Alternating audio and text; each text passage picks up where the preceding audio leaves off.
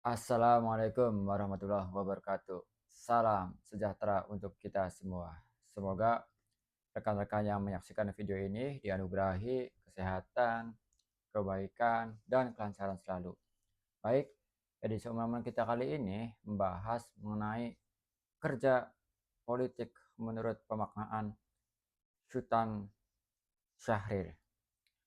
Jadi, rekan-rekan sekalian, Syahrir ini lahir pada tahun 1909 dan meninggal di tahun 1966 ya.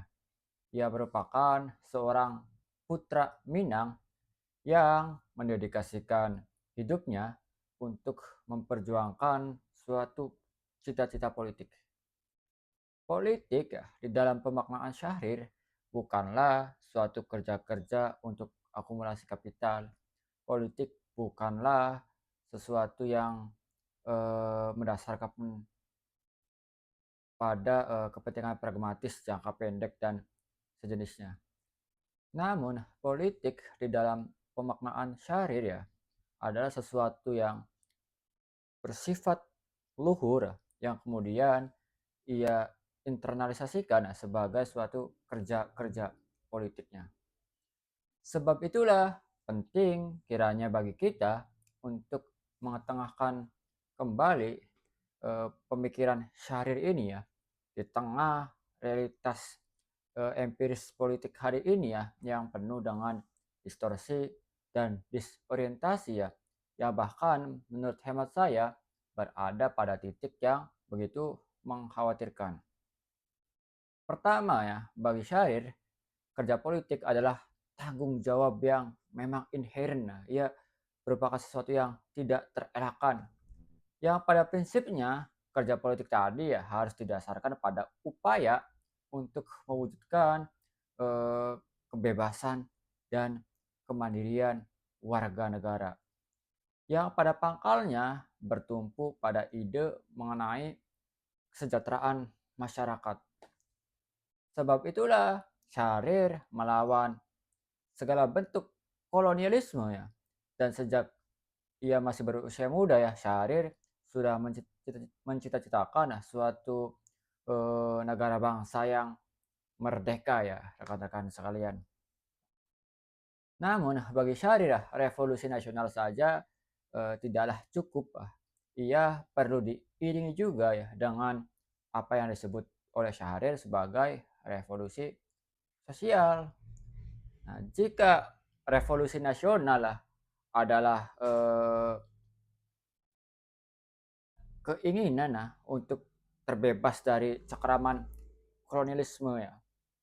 Nah, yang mana kolonialisme tadi ya dianggap sebagai sesuatu yang menghambat kebebasan manusia ya, menghambat masyarakat untuk berkreasi ya, yang pada ujungnya ya menjadi hambatan juga ya mengapa masyarakat sulit mewujudkan kesejahteraan. Malahan dalam praktiknya kolonialisme juga banyak menghadirkan kesengsaraan bagi masyarakat. Jadi masih ada garis lurus mengenai cita-cita politik Syahrir tadi ya, yaitu terwujudnya masyarakat yang mandiri ya, kreatif ya. Dengan mengapa ia begitu gencar melawan praktik kolonialisme dan menginginkan adanya suatu revolusi nasional ya, rekan-rekan sekalian. Tapi kenapa tadi saya menyebut bahwa bagi Syahrir revolusi nasional saja tidak cukup ya, tapi harus dibarengi dengan revolusi sosial ya. Karena ya ketika atau di dalam revolusi nasional yang jatuh adalah kolonialisme.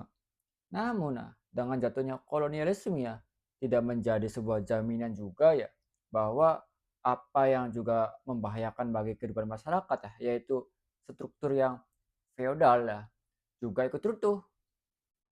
Nah, revolusi sosial inilah yang diandaikan oleh Syahrir juga bekerja beriringan dengan revolusi nasional. Di dalam revolusi sosial yang diandaikan adalah bagaimana struktur masyarakat yang feodalistik ya, yang seringkali berkelindan juga dengan sikap yang fasis ya, bisa juga ditumpahkan. Feodalisme ya juga menghambat kebebasan dan kreativitas ya. Bila saya parafrasakan alasannya ya sederhana bahwa di dalam struktur sosial yang feodal lah, maka fondasi kesetaraan sulit terjadi ya. Nah, penghormatan di dalam struktur feodal juga ya bukan didasarkan pada kreativitas dan sebagainya ya, melainkan pada kekayaan, keturunan, kebangsawanan yang bukan tidak mungkin di dalam struktur yang feodal tadi ya juga menjadi suatu hal yang kondusif bagi akumulasi kapital maupun penindasan manusia yang satu ya, atau golongan manusia yang satu ya, terutama yang bangsawan, ningrat dan seterusnya ya kepada golongan manusia atau golongan masyarakat yang lain. Dengan demikian, feodalisme juga menjadi hambatan bagi masyarakat untuk terwujudnya kemandirian yang pada pangkalnya ya mengganggu upaya kita ya untuk menghadirkan suatu kesejahteraan. Tetapi ya bagi Syahrir ya jelas Syahrir menyadari bahwa untuk mewujudkan apa yang ia idealkan tadi ya bukanlah sesuatu yang mudah ya. Dan Syahrir selalu menekankan betapa pentingnya kerja politik yang dilakukan di dalam bahasa Syahrir ya dengan cara yang kesatria ya. Dalam suatu pidatonya pada tanggal 17 Agustus tahun 46 ya, Syahrir menegaskan bahwa untuk mewujudkan cita-cita bangsa yang tinggi dan murni tidak boleh menggunakan cara-cara yang licik dan penuh dengan kebusukan. Di sinilah Syahrir juga menekankan betapa pentingnya etikalitas dan integritas di dalam suatu kerja-kerja politik. Syahrir juga mengkritik keras pola perilaku yang mengutamakan haus akan kekuasaan semata. Nah ya, bagi Syahrir ya, rekan-rekan sekalian, perjuangan politik pada dasarnya diarahkan untuk mewujudkan suatu cita-cita politik yang secara garis besarnya cita-cita politik yang diadaikan oleh Syahrir adalah kokohnya penghormatan terhadap martabat manusia, human dignity ya, kemandirian masyarakat dan kesejahteraan umum. Nah, tapi bukan hanya sebatas itu, Syahrir juga menginginkan terwujudnya suatu pergaulan global yang bernafaskan pada persaudaraan dan perdamaian. Dan untuk mewujudkan cita-cita politik yang tadi saya ungkap, Syahrir menekankan pentingnya demokrasi ya. Demokrasi dianggap penting ya karena sederhana saja di dalam pikirannya Syahrir ya, bahwa dengan demokrasi ya yang diadaikan adalah terkikisnya feodalisme yang seringkali berkelindan dengan sikap yang fasis tadi ya. Kebebasan di dalam demokrasi ya lebih memungkinkan juga untuk tumbuhnya kreativitas warga negara ya yang bertalian juga dengan kemandirian tadi ya. Terkikisnya feodalisme dengan sesuatu yang disebut dalam tulisannya Syahrir sebagai revolusi kerakyatan ya. Syahrir saat ngomong soal revolusi kerakyatan itu di dalam bukunya yang berjudul Perjuangan Kita. Bukunya memang tipis ya, rekan-rekan sekalian. Nah, revolusi kerakyatan tadi ya diharapkan akan selaras dengan terwujudnya kesejahteraan umum. Selain daripada itu, kesetaraan di dalam demokrasi diandaikan juga akan kondusif bagi penghormatan terhadap martabat manusia. Poin penting lainnya dari pemikiran Syahrir ini ya, betapapun Syahrir menganggap nasionalisme atau sikap kebangsaan sebagai sesuatu yang bahkan sangat penting ya, apalagi dalam konteks negara bangsa yang pernah mengalami sejarah kelam kolonialisme seperti Indonesia ya. Namun nasionalisme dan sikap kebangsaan dalam pemikiran Syahrir harus diikat juga dengan semangat kemanusiaan. Bila saya tafsirkan lebih lanjut atau saya parafrasekan dalam pidatonya Syahrir pada 17 Agustus tahun 46 tadi ya, Syahrir berpandangan bahwa ya dalam bacaan Syahrir atas sejarah dunia ya, nasionalisme tanpa ikatan kemanusiaan dapat menimbulkan eh, tumbuh suburnya sikap yang fasis dan imperialistik ya. Karena akan ada kecenderungan bangsa yang satu bisa mengkerdilkan bangsa lain, eh, bersikap penuh dengan arogansi ya, dan memanipulasi jargon-jargon peradaban yang padahal di belakangnya bersembunyi kepentingan imperialis ya, rekan-rekan sekalian.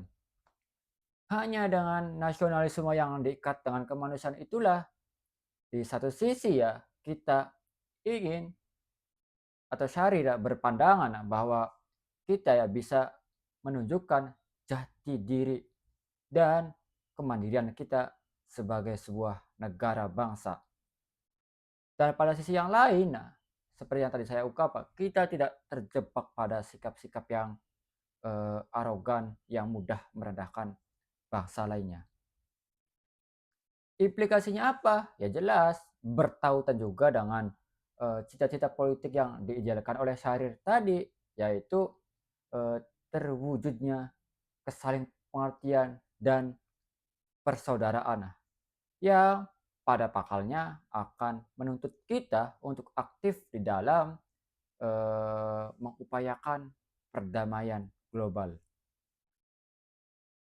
Jadi ya rekan-rekan sekalian, di dalam pikiran Syahrir bahwa apa yang disebut sebagai nasionalisme ya harus berada dalam satu tarikan nafas dengan semangat kemanusiaan. Di dalam pandangannya Syahrir juga ya, cita rasa akan keadilan dan peri kemanusiaan inilah yang akan berperan penting bagi kemajuan negara bangsa kita dalam pentas sejarah dunia. Nah, dalam hemat saya ya, rekan-rekan sekalian, ada banyak persoalan mendasar yang menjadi masalah di dalam politik Indonesia kontemporer. Salah satunya adalah adanya penyempitan kerja politik ya, atau bahkan adanya penyimpangan dalam sesuatu yang disebut sebagai kerja politik yang tercermin di dalam sikap-sikap yang oportunis di kalangan para elit. Padahal bila kita teladani para pendiri bangsa ya, dan salah satunya Syahrir ini ya, kerja politik sekali lagi bukanlah kerja yang hanya terbatas untuk mendominasi kekuasaan ya. Bahkan Syahrir mengharamkan kerja politik yang hanya didasarkan pada upaya untuk mendominasi kekuasaan. Politik di dalam pemikiran Syahrir atau kerja politik di dalam kerangka pemaknaannya Syahrir adalah suatu kerja ya untuk kebaikan lintas golongan, lintas kelompok, lintas generasi dan bahkan lintas bangsa. Dalam diri Syahrir kita jumpai ya sosok pemimpin sekaligus pemikir. Suatu perpaduan yang menurut hemat saya ya sangat langka kita jumpai di dalam kondisi perpolitikan hari ini. Nah, kapasitas yang dimiliki Syahrir inilah ya yang bila kita baca ya tulisannya Syahrir ya, akan kita jumpai ya suatu cara pandang yang luwes, progresif, dan dedikasinya yang amat tinggi ya, serta tanggung jawab politiknya ya, yang selalu diarahkan pada upaya untuk perbaikan masyarakat dan keadilan. Kekuasaan dimaknai oleh syariah hanya sebagai alat untuk mewujudkan ide-ide kemanusiaan, tapi sekali lagi harus diperjuangkan dengan prinsip-prinsip etis dan integritas. Bagi saya ya menjadi sebuah ironi ya ketika praktik-praktik politik hari ini ya mendegradasi begitu saja, mengeliminasi begitu saja ya etikalitas politik di dalam suatu kerangka kerja politiknya ya. Tapi ya dari seri juga ya kita bisa belajar bahwa meskipun yang disebut sebagai perjuangan politik atau kerja-kerja politik ya, penuh dengan kepengapan ya karena kita dihadapkan pada berbagai macam kondisi yang tidak ideal lah, tapi kita harus senantiasa menghadapi berbagai macam kondisi yang penuh dengan kepengapan tadi dengan tetap berpikir tenang ah, serta terus berupaya secara serius ya untuk menghadirkan perbaikan. Nah, salah satunya adalah dengan menumbuhkan pribadi-pribadi dan masyarakat yang berkesadaran kritis ya, rekan-rekan sekalian. Meskipun perubahannya jelas tidak bisa cepat ya, tapi secara eh, evolutif ya. Nah, di hari depan nah, atau di masa depan nah, tentu kita berharap bahwa negara bangsa ini ya bisa dipimpin oleh para pemimpin yang sekaligus bisa menginternalisasikan keteladanan para pendiri bangsa ya, rekan-rekan sekalian. Dan saya sangat suka juga dengan suatu kutipan eh, yang diucapkan oleh banyak tokoh ya, yaitu jangan pernah lelah untuk mencintai Indonesia ya. Rekan-rekan sekalian jangan pernah lelah untuk terus bermimpi